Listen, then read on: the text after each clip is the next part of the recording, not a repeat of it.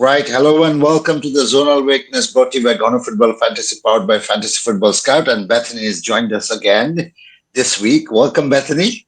Thank you. Thank you for having me. How was your game week? It was a bit of a disaster. Obviously the last time I took like a -12. This time I didn't take any hits. I just did Bowen to Mateta, which was okay. Yeah, an okay move. But just nothing special in the rest of my team. Just really frustrating.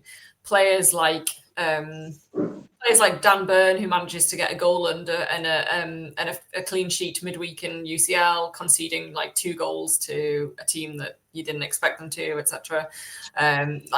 Just having a bit of a nightmare of a week, really. I've managed bang on average 65 points, and that took me down from like 2.6 million to 2.9 million. And just frustrating because I was so close to the 1 million mark like 3 weeks ago. 3 weeks ago, I was like 1.4 million. I was so close to getting in, and then I've just fallen massively. So yeah, the green arrows seem to be small and the red arrows seem to be huge. How about you? Well, I had a good game week. I had Gabriel as my captain. So, yeah, that was a good game week. Double Arsenal clean sheet. And Haaland, of course, did a bit of a damage, although I have a Haaland. But not being able to captain him and then going with Gabriel was a bit of it was a bit of a risk, but then again, it paid off well.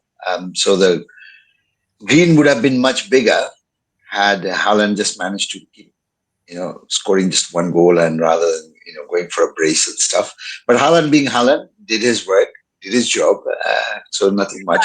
But I yeah. don't know if I said on here, but I said to quite a few people that if I'd owned Gabriel last week, I'd have captained Gabriel. I think it was a great shout and you were unlucky.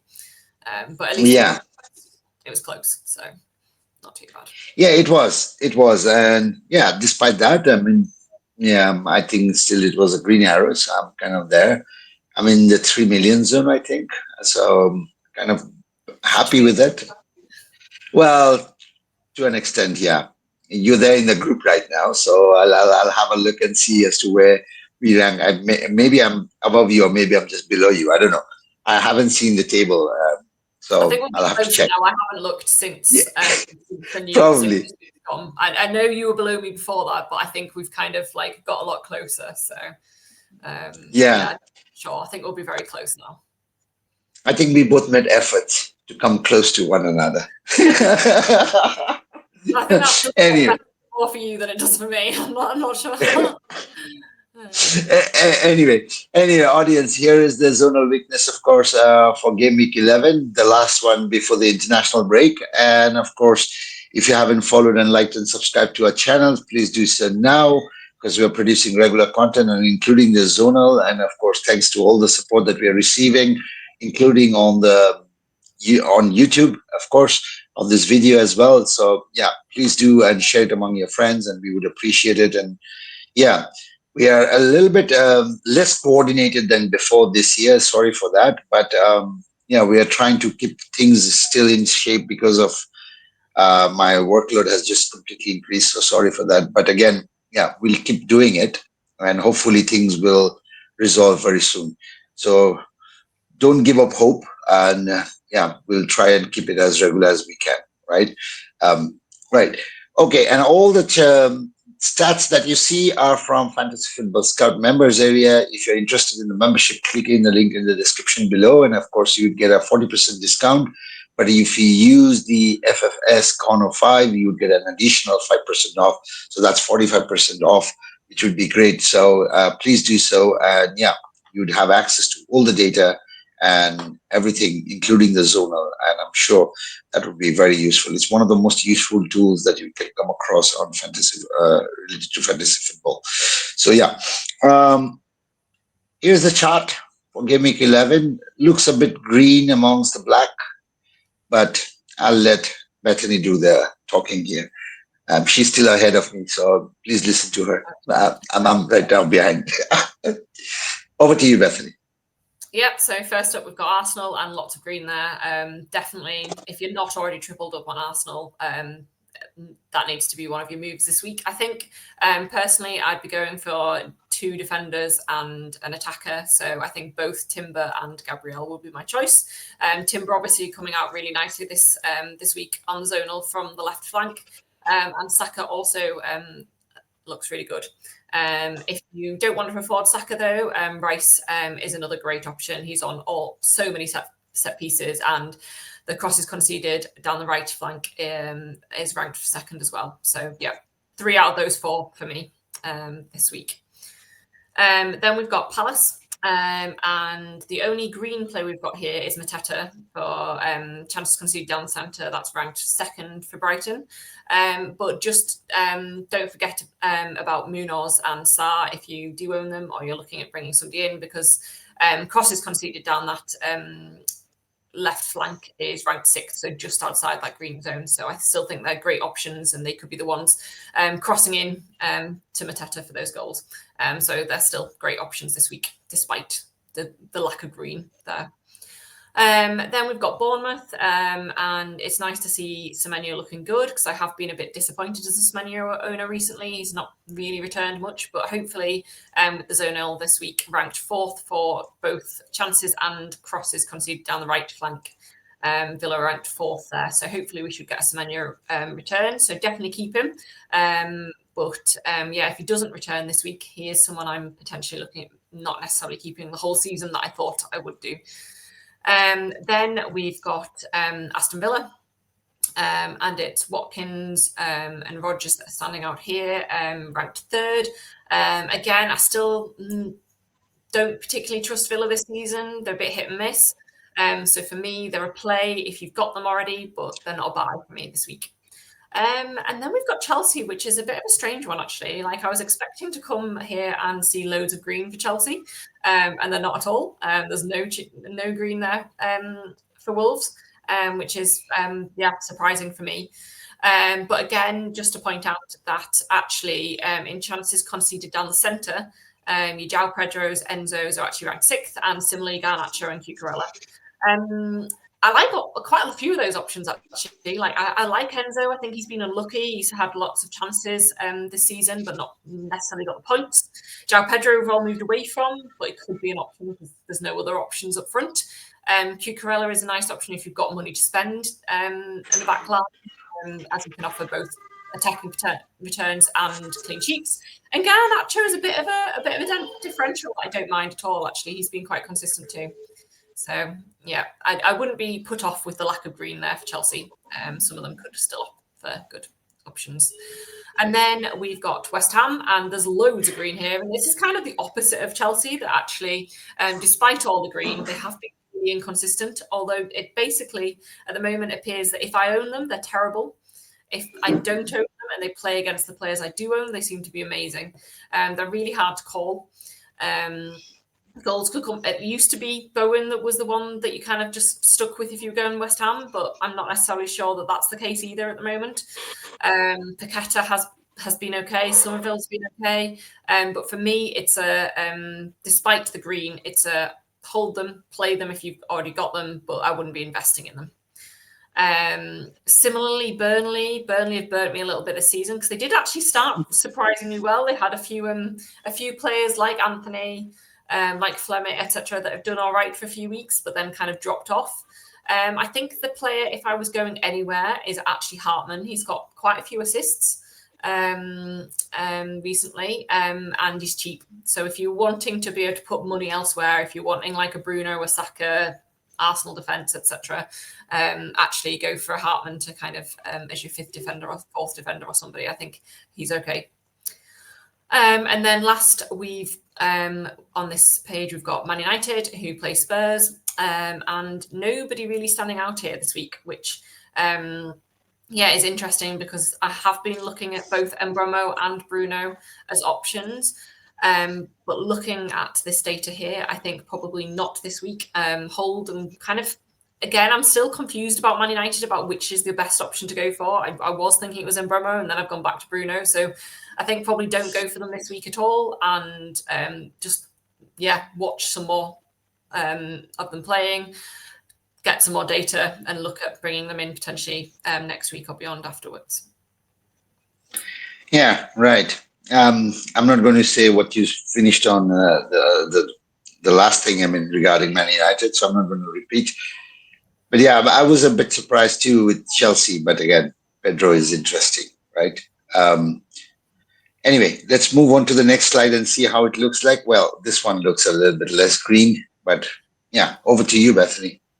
Yeah, I mean, there's definitely a lack of green there, isn't there? So, yeah, a lot of us are invested in Newcastle players, and they don't look great this week. Newcastle are a really tricky team. Like I was saying at the beginning, that they're doing amazingly in the Champions League midweek, and then that seems to be maybe affecting their Premier League. I don't know, Premier League chances. Gordon went off Well, I injured agree. midweek, so that's going to affect them too potentially. So again, if you've got Voltemada, you can play him this week. It's not the end of the world, but I wouldn't be investing in Newcastle right now. And if you've got better options, they're an okay week to bench them, I'd say. Similarly, we've got Brentford, who are playing Newcastle this week. And again, nobody particularly standing out there. I think the only player most people have invested in Brentford is really Thiago. And again, could get a goal. But we just don't know. Nothing standing out there. So again, they're okay to hold this week if you've got someone like Thiago, but bench them if you can. Not investing there. Then we've got Liverpool up next, who are playing City. A tough game, I think. And yeah, nobody standing out there at all. Obviously, City looking really good defensively. All of the ranks are ranked 15th or worse. So it's going to be a tough game for Liverpool, I think.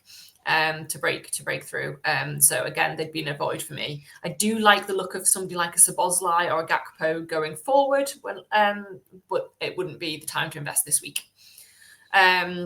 Liverpool haven't been great defensively, so I think it's more than fine to stick your armband still on Haaland.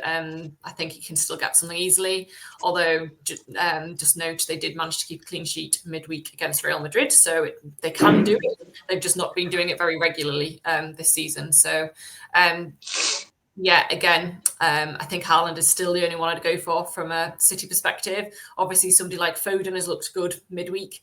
Those who've held Ryan Diaz would be super frustrated to see him get 2 assists in the midweek, but I think I'm still scared of Pep Roulette come the weekend. Never quite sure who's going to play or who's going to turn up, so I'm still sticking with Haaland there. Welbeck is really nice. I do really like Welbeck as an option up front when we're lacking in options up front. I know people went for him a couple of weeks ago and he's done all right for them. Could get a header this week, according to the zonal. So again, he's somebody I don't mind. And if you've got him, definitely play him. But I probably wouldn't be investing there this week. I don't think it's the easiest of fixtures. Palace, Spurs are also weird, doing quite well in Champions League and not doing very well in the main league. So again, I think Van de Ven is their best player at the moment. I keep benching him. It's not. I think it's convinced me to play him this week with that headers conceded as third for Man United. So I think he's my player this week from Spurs. Definitely play him if you own him. The others, if you've still got a Kudus, if you're still hanging on to a Kudus or a Simmons, you could play them. The zona looks okay, but I wouldn't be purchasing them this week. Then we've got Everton. I think it's maybe time to move on from Everton, probably invest elsewhere. From a Grealish perspective, I've had him for a while and haven't had any points recently. I do like Ndiaye looking at him in a few weeks, but he did go off injured in their game, so need to kind of wait to hear more about that before investing. But so a no for now, I think. And then finally, we've got Fulham up against Everton, and Iwobi. We've seen in the past he can go on kind of some good sprees. I don't mind Iwobi as an option again if you want to clear up some funds. I think he's not a bad option at all, but otherwise I wouldn't go there. Right, that was quick. You would suggest to move away from Tarkowski as well? Yeah, I think I mean, it depends where you're going. If you've got, like, say, he's obviously an expensive defender, so you could move to somebody like a Timber if you've not got 3 Arsenal players, and I think that's a much better option. But equally, if you've not got anywhere that you need to go to, I think he's okay. He will tick over. But in general, Everton aren't keeping the clean sheets, and he's not necessarily getting DEFCON as much as I'd like from being quite as expensive. So I think, yeah, I'd probably be happy to move him on. I moved him on last week or the week before to an Arsenal defender. Okay, right. Thanks for that. Very useful. Let's move to the next one, and of course, that's team of the week. And yeah, anything that surprises you? Yeah. No, I think it not particularly. Like, I think that triple up of Arsenal has got to be,